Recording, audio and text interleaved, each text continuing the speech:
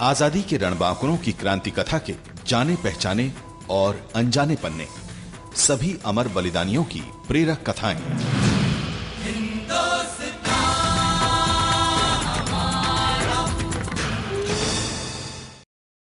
वीरता, साहस और शौर्य का प्रतीक रानी लक्ष्मीबाई का जन्म 1830 में बनारस में हुआ था।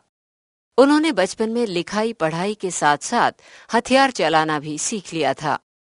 14 साल की उम्र में उनका विवाह महाराज गंगाधर राव के साथ हुआ और वे झांसी की रानी बन गईं। गंगाधर राव की अपनी कोई संतान नहीं थी, इसलिए उन्होंने दामोदर राव को दत्तक पुत्र बना लिया। 1853 में गंगाधर राव की मृत्यु के पश्चात डलहौजी की हड़प नीति के चलते अंग्रेजों ने दामोदर राव को झांसी का उत्तराधिकारी मानने से इनकार कर दिया और झांसी को अपने अधीन कर लिया। 1857 में जैसे ही मेरठ के सैनिकों ने ब्रिटिश हुकूमत की खिलाफत की, रानी ने भी झांसी की बागडोर अपने हाथ में लेकर अंग्रेजों पर धावा बोल दिया। वे क्रांतिकारी सिपाहियों की मदद करने लगीं। उन्होंने काफी समय तक झांसी किले की रक्षा की, लेकिन 1858 में अंग्रेजों ने एक बार फिर झांसी पर हमला किया। रानी की 14,000 सैनिकों की फौज ने 2 हफ्तों तक अंग्रेजी फौज का मुकाबला किया और अंततः रानी को झांसी छोड़कर कालपी जाना पड़ा। अंग्रेजों ने रानी को पकड़वाने वाले को 20,000 रुपए का इनाम देने की घोषणा की। झांसी की रानी को मर्दानी की संज्ञा सबसे पहले अंग्रेजों ने ही दी थी। कालपी में रानी ने तात्या टोपे के साथ मिलकर भावी रणनीति बनाई और ग्वालियर को अंग्रेजों से छीन लिया। अंग्रेजों ने ग्वालियर वापस पाने के लिए फिर उनसे मुकाबला किया। 17 जून 1858 को युद्ध में लड़ते लड़ते रानी वीरगति को प्राप्त हुई। रानी लक्ष्मीबाई हमेशा के लिए वीरता, साहस और शौर्य का प्रतीक बन गईं।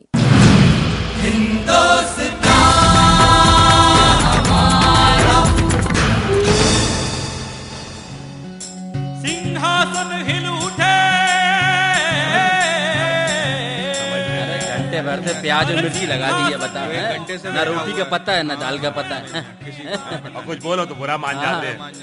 अरे गजबी है काका, अरे दाल तो भिजवा दो इधर। अरे आ रही है भाई, लड़का ला तो रहा है। अरे दाल लगा दे जल्दी से इधर। और ये कहाँ का गाना लगा दिया रेडियो पर? क्यों, क्या बुराई है इसमें? अरे बुराई की बात नहीं है, अरे सुनवाओ तो कचू चटपटा सुनवाओ। नहीं था ऐसे कचू भी करते हैं, अब तो मजा आया। अरे चटपटे वटपटे ही गाने सुनते रहोगे या कभी उनके भी गाने सुन लिया करो जो देश के लिए शहीद हुए हैं। ये कोई चलता हुआ गाना नहीं है। 150 बरस से बुंदेलखंड के गांव-गांव में गाया जाता रहा है ये लोकगीत। झांसी की रानी लक्ष्मीबाई की कहानी। झांसी वाली रानी? काका सुना तो बहुत कुछ है इसके बारे में, पर मालूमात कुछ भी नहीं है काका। अरे तो फिर हम किस लिए हैं?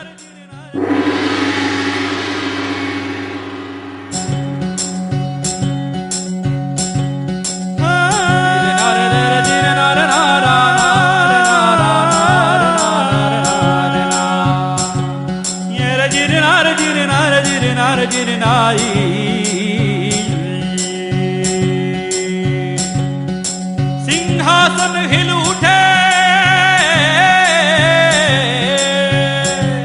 अरे सिंहासन हिल उठे, राजवंशों ने भ्रुकुटी तानी थी। हाँ, बूढ़े भारत में भी आई फिर से नई जवानी थी।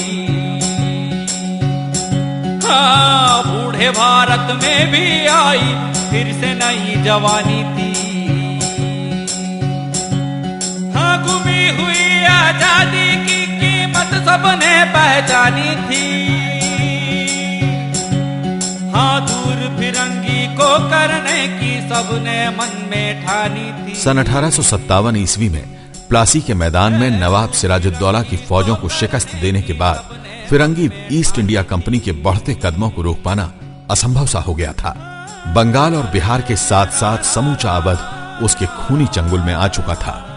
इधर पूना की पेशवाई को तहस नहस कर कंपनी सारी देशी रियासतों को पूरी तरह अपनी गिरफ्त में ले लेने के लिए नित नए मंसूबे गढ़ रही थी। इन्हीं मंसूबों के तहत पूना के बाजीराव पेशवा को अपना सब कुछ छोड़कर दूर कानपुर के पास बिठूर की छोटी सी जागीर पर संतोष करना पड़ा। पेशवा के विश्वस्त सहयोगी मोरोपंत भी उन्हीं के साथ बिठूर चले आए। साथ में थी उनकी इकलौती बेटी मनुबाई, जो आगे चलकर लक्ष्मीबाई के नाम से जानी गई। बाजीराव पेशवा निसंतान थे, अतः उन्होंने एक बालक को गोद लिया। नाम था नाना धुंधु पंत, जिन्हें आगे चलकर महान क्रांतिकारी नाना साहब के नाम से जाना गया। और मनुबाई इन्हीं नाना की मुंहबोली बहन थी। हर चमक उठी सन 57 में, चमक उठी सन 57 में वो। नाना साहब और तात्या टोपे के साथ हर तरह के हथियार चलाने में निपुण होने के साथ साथ मनुबाई राजनीतिक दांव पेचों को भी बारीकी से समझती जा रही थी। इन्हीं दिनों झांसी के राजा गंगाधर ने मनुबाई को विवाह का प्रस्ताव भेजा। हाँ हुई वीरता की वैभव के साथ सगाई झांसी में, हाँ ब्याह हुआ रानी बनाई।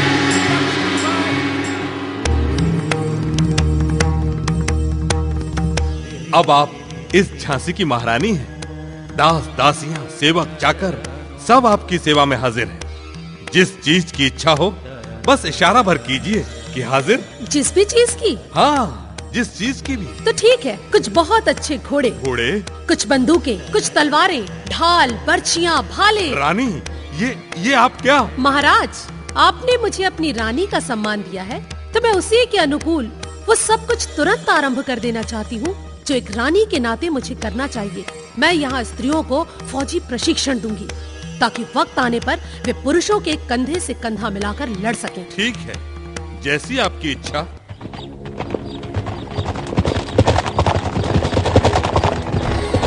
शाबाश, हम सब की अब एक अच्छी खासी घुड़सवार टुकड़ी तैयार हो चुकी है। लेकिन मैं इतने पर भी सब्र नहीं करने वाली। मैं चाहती हूँ तुम्हें तोपे चलाने का भी भरपूर मौका दिया जाए। क्यों गुलाम गौस खां? जो हुक्म रानी साहिबा।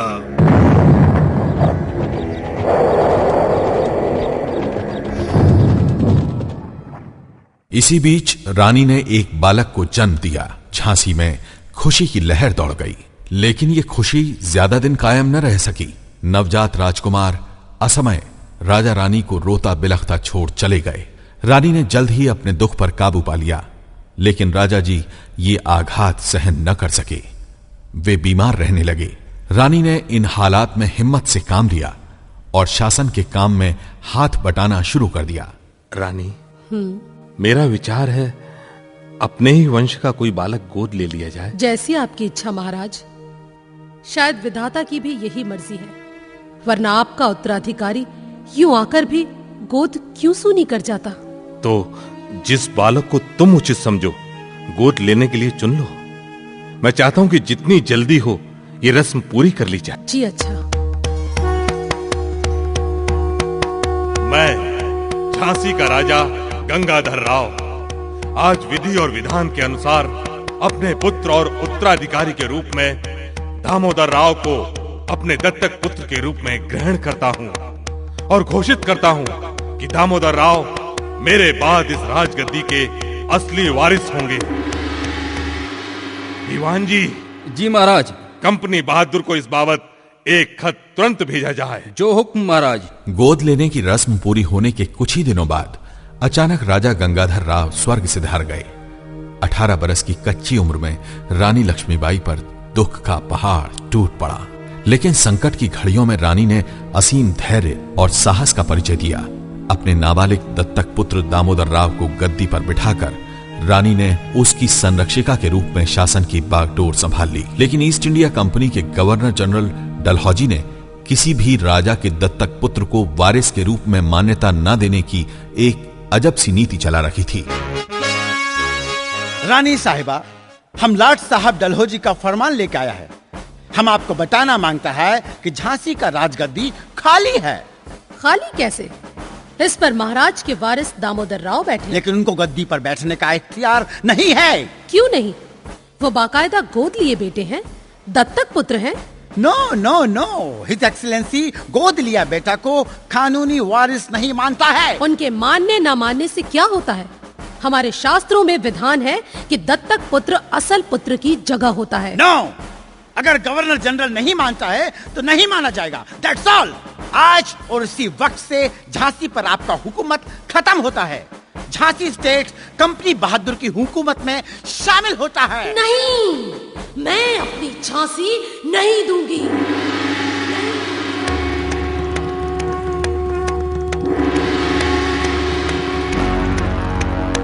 रानी साहिबा, फिरंगी फौजों ने झांसी पर घेरा डाल दिया है और हम इनका मुकाबला करने की हालत में बिल्कुल नहीं है। मेरी विनती है रानी साहिबा, इस वक्त सब्र से काम ले, वरना झांसी बर्बाद हो जाएगी। शायद आप ठीक कहते हैं दीवान जी। ठीक है, आज मेरे देखते देखते जो झांसी हाथ से जा रही है, एक ना एक दिन मैं इसे वापस लेकर रहूंगी और वो दिन जल्द ही आएगा।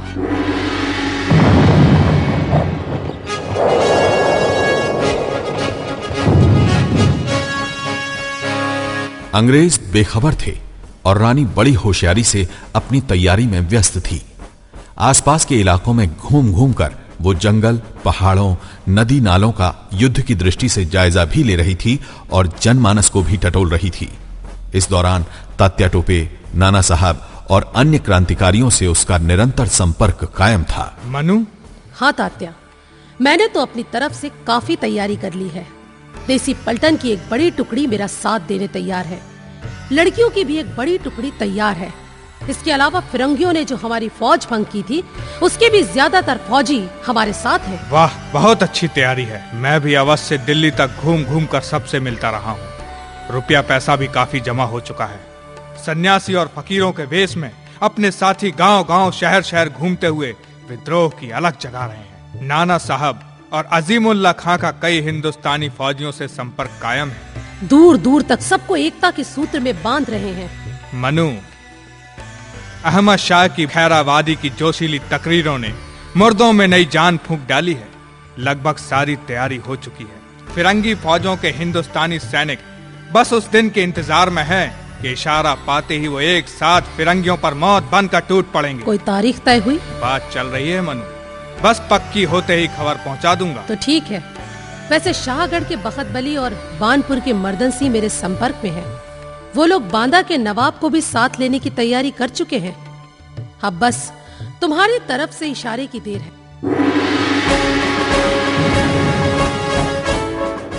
फिरंगी फौजों ने बानपुर फतेह कर लिया है और अब वो झांसी की तरफ बढ़ रही हैं। तात्या टोपे को संदेश भेजा है कि मदद के लिए फौरन आ जाएं। गुलाम गौस खां? जी सरकार। आपकी तोपें तैयार हैं? जी, हर तोप तैयार है। कुछ तोपों की मरम्मत भी पूरी हो चुकी है। ठीक है। सुंदर? जी रानी साहिबा। झांसी के आसपास के इलाकों में जहाँ जहाँ घास नजर आए उसे जला डालो। जहाँ जहाँ घने दरख्त हो उन्हें गिरा दो। मैदानी इलाका इतना उजाड़ हो कि फिरंगी फौजों को न चारा नसीब हो न दरख्तों का साया। रसद मिलने के भी सारे ठिकाने खत्म कर डालो।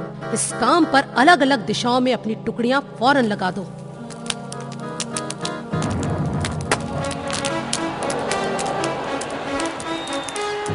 मुंद्रा, मुझे दूरबीन दे। सर यूरोज भारी लाव लश्कर के साथ बढ़ा आ रहा है।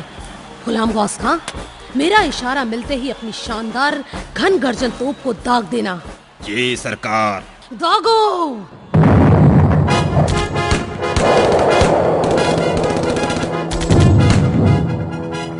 आज इसी वक्त से झांसी आजाद है। मैं दामोदर राव के सरपरस्त की हैसियत से झांसी की गद्दी संभालूंगी। ऐलान किया जाए। अलग खुदा का, मुल्क बादशाह का, राज रानी लक्ष्मीबाई का, महारानी लक्ष्मीबाई की जय, महारानी लक्ष्मीबाई की जय।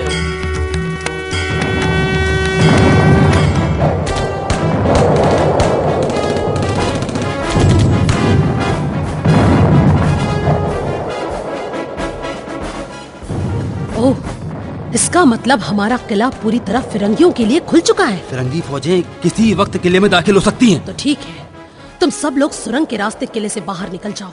मैं तोपखाने के बारूद भंडार में जाकर खुद को खत्म कर लूंगी। नहीं, ये नहीं हो सकता। जब इसी तरह मरना है तो आप अकेली क्यों रानी साहिबा? हम सभी मरेंगे। हम भी इसी तरह जान दे देंगे, लेकिन आपको छोड़कर नहीं जाएंगे। हम सिर्फ कमजोर हुए हैं रानी जी, हारे नहीं है। आपकी छत्र छाया रहे तो हम अभी भी फिरंगियों को खदेड़ सकते हैं। हो सकता है तात्या टोपे हमारी मदद के लिए प्रयत्न कर रहे हो। तो ठीक है, तात्या कालपी ना आ सके तो क्या हुआ, हम तो कालपी जा सकते हैं। हाँ। तो चलो कालपी। रानी लक्ष्मीबाई की। उसी रात मर्दाना भेष में रानी किले की दीवार से हाथी की पीठ पर कूदी। पीठ पर दामोदर राव को बांधा और एक सफेद घोड़े पर सवार होकर कालपी की ओर चल पड़ी। अंग्रेज लगातार उसका पीछा कर रहे थे। दोनों हाथों से तलवार चलाती, फिरंगियों को मारती काटती रानी लक्ष्मीबाई बिना रुके मीलों दूरी का सफर तय कर कालपी जा पहुंची। वहां पहुंचते ही रानी के वफादार घोड़े ने दम तोड़ दिया। रानी ने वहां मौजूद तात्या टोपे, नवाब बांदा, बानपुर और शाहगढ़ के बखत बली व मर्दन सिंह से सलाह ली। नाना साहब की ओर से उनके छोटे भाई राव साहब ने रानी का स्वागत किया। रानी ने यहाँ फौज की एक टुकड़ी का नेतृत्व संभाला। बहादुर सिपाहियों, मेरी टुकड़ी का नाम होगा लाल कुर्ती। हीरोज की फौजें किसी भी दम कालपी पर हमला कर सकती हैं। अपनी फौज में मुझे जाबाज सिपाहियों की जरूरत है। तुम में से जिसे भी मौत का डर हो वो इसी वक्त मेरी फौज से जा सकता है। नहीं, हम मरते दम तक आपकी आज्ञा मानेंगे। हम आपके एक इशारे पर हंसते हंसते सर कटा देंगे। हमारा एक ही नारा है, फिरंगियों से लड़ेंगे, मारेंगे या मर जाएंगे। शाबाश।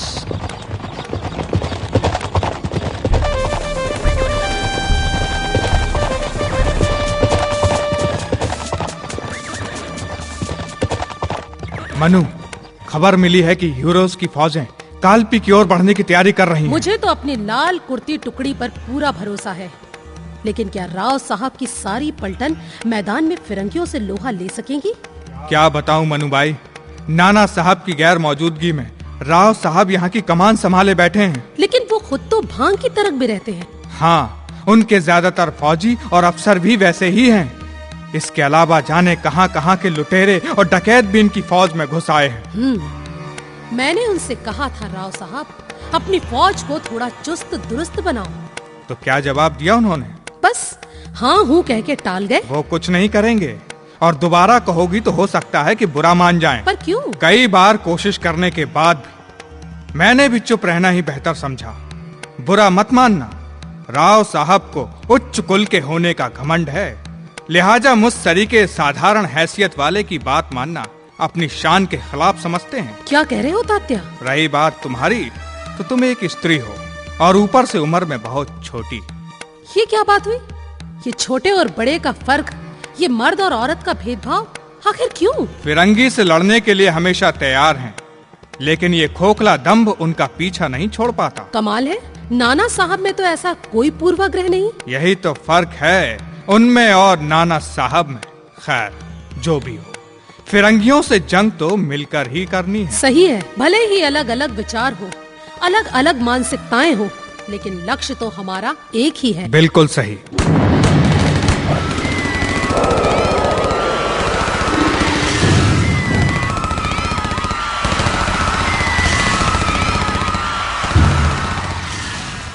और देखते ही देखते सर ह्यूरोज अपनी फौजों के साथ कालपी पर टूट पड़ा। जबरदस्त युद्ध हुआ, लेकिन कालपी अंग्रेजों के हाथ आ गया। रानी लक्ष्मीबाई, तात्या टोपे, राव साहब और उनके कुछ साथी वहां से दूर एक सुरक्षित स्थान पर ठहरे। कहिए, आप सबकी क्या राय है? इस वक्त तो हम फिरंगियों से मुकाबला करने की हालत में नहीं हैं। मुकाबला करने के लिए हमें मजबूत किला चाहिए, और वो किला है ग्वालियर। ग्वालियर के सिंधिया महाराज नाबालिग हैं और उनका दीवान फिरंगियों से मिला हुआ है। और फौजी? बहुत बड़ी तादाद में हिंदुस्तानी फौजी हमारा साथ देने को तैयार हैं। मैं उनसे अरसे से संपर्क में हूँ। तो फिर ठीक है, आप पहले जाकर उन फौजियों को आगाह कीजिए, फिर हम ग्वालियर की तरफ बढ़ेंगे। ठीक है। हवा से बातें करते तात्या टोपे भी आन की मान में ग्वालियर जा पहुंचे और वहां सिंधिया की फौज में विप्लव की चेतना फूंक आए। राव साहब की सेना के साथ रानी लक्ष्मीबाई ने अपनी लाल कुर्ती टुकड़ी के साथ ग्वालियर की ओर कूच किया। सिंधिया के दीवान ने एक टुकड़ी राव साहब की फौज का मुकाबला करने भेजी। हिंदुस्तानी फौजी तो पहले ही फिरंगियों के खिलाफ हथियार उठाने पर आमादा थे। नतीजा यह हुआ कि राव साहब की फौजें ग्वालियर के किले में घुस गईं। नाबालिग सिंधिया को लेकर दीवान आगरा भाग गया।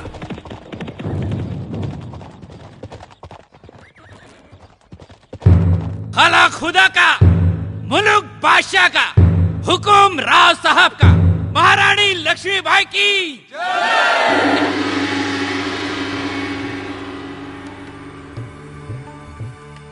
रानी साहिबा, किले पर तो सिंधिया और फिरंगी का झंडा उतारकर पेशवाई का झंडा फहरा दिया है।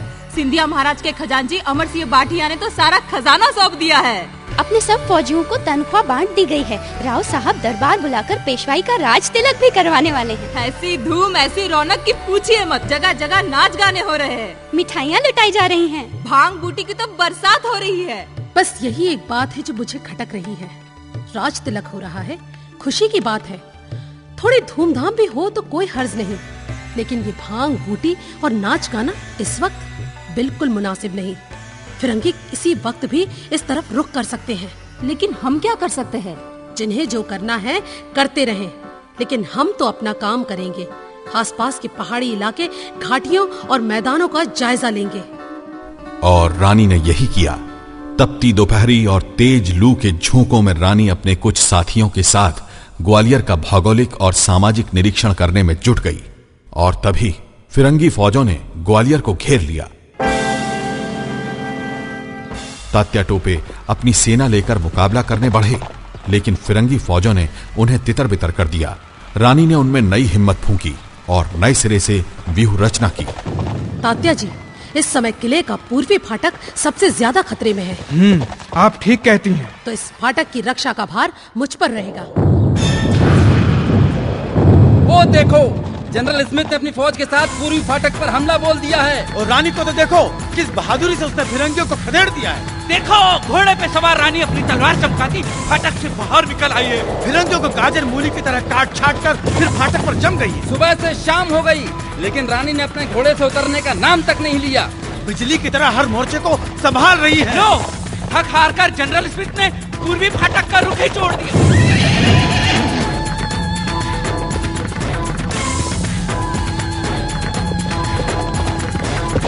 रानी जी, हमारी तोपें ठंडी हो गई हैं। हमारी सारी फौज तितर बितर हो गई है। हम चारों ओर से घिर चुके हैं। हम लोग भी गिनती के ही रह गए हैं। 15-20 फौजी ही बचे हैं। हम फिरंगी फौजों को चीरते हुए दूसरी तरफ मौजूद अपने साथियों से मिल जाएंगे। घोड़ों को एड़ लगाओ। जय भवानी, जय भवानी। रानी जी, फिरंगी पीछे ही आ रहे हैं। मुड़कर मत देखो, मारते काटते आगे बढ़ते चलो।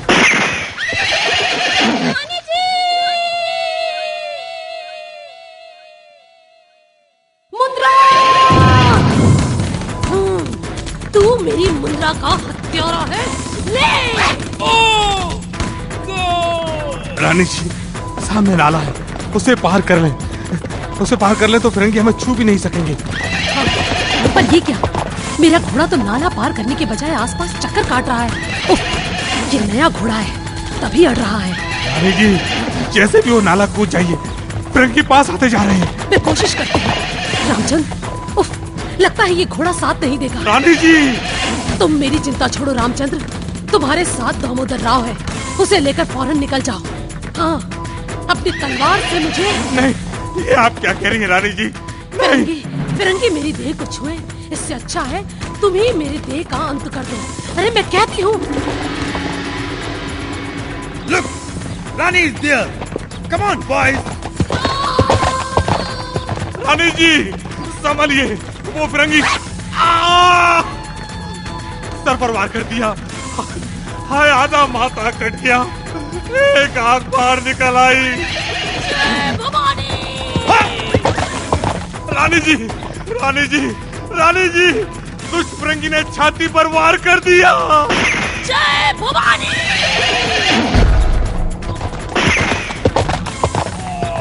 रानी जी, रानी जी, ओह, सिर और छाती से खून के फव्वारे छूट रहे हैं। वार करने वाले दोनों फिरंगियों को मौत के घाट उतार दिया लगता है। रानी जी, रानी जी बेहोश हो रही है। मैं आता हूँ रानी जी, मैं आ रहा हूँ रानी जी। रामचंद्र, मैं आ गया रानी जी। अब मैं नहीं बचूंगी। ऐसा ना कहिए रानी जी। देखो, देखो, फिरंगी मेरी देह को हाथ न लगा सके। तुम रानी, रानी, रानी, रानी जी, रानी जी, आंखें खोलो। आप निश्चिंत रहे रानी जी। मैं आपको बाबा की कुटिया में ले चलता हूँ रानी। हाँ, गंगादास बाबा। फिरंगी वहां तक नहीं पहुंच सकते, मैं आपको वहीं ले चलता हूँ।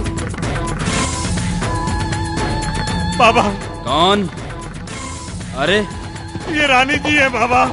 बाबा, झांसी की रानी लक्ष्मीबाई। इन्हें भीतर ले चलो बेटा। हाँ हाँ, यहाँ लेटा दो। हाँ बेटी मुंह खोलो बेटी, मुंह खोलो। हाँ पियो, पी लो बेटा, गंगा जल है ये, पी लो। रानी जी। आज भवानी से जा मिली है।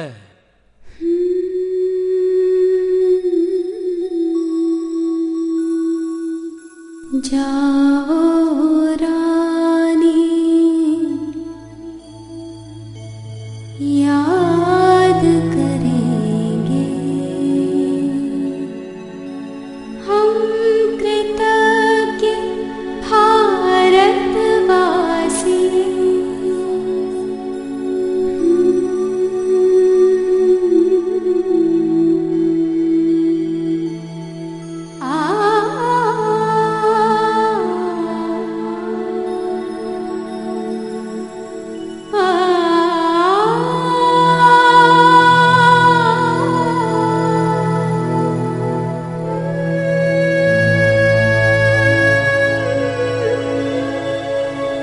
आनन फानन में बाबा ने अपनी कुटिया तोड़ डाली। एक तपस्वी की कुटिया की पवित्र लकड़ियों की चिता बनी। रानी की मृत देह को देखते ही देखते आग की लपटों ने भस्म में परिवर्तित कर दिया।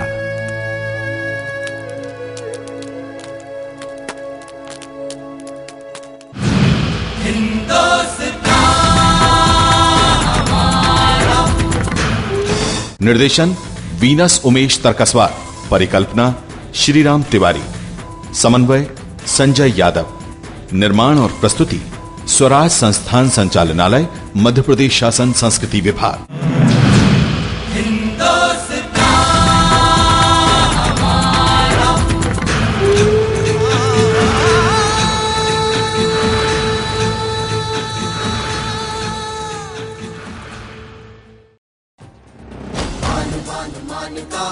स्वाभिमान का, देशभक्त रक्त तप्त भक्त प्राणदान का। अधीर मन अधीर तक लब्ध वेग बाण का, भय विहीन लक्ष्यहीन प्रवास है प्रयाण का।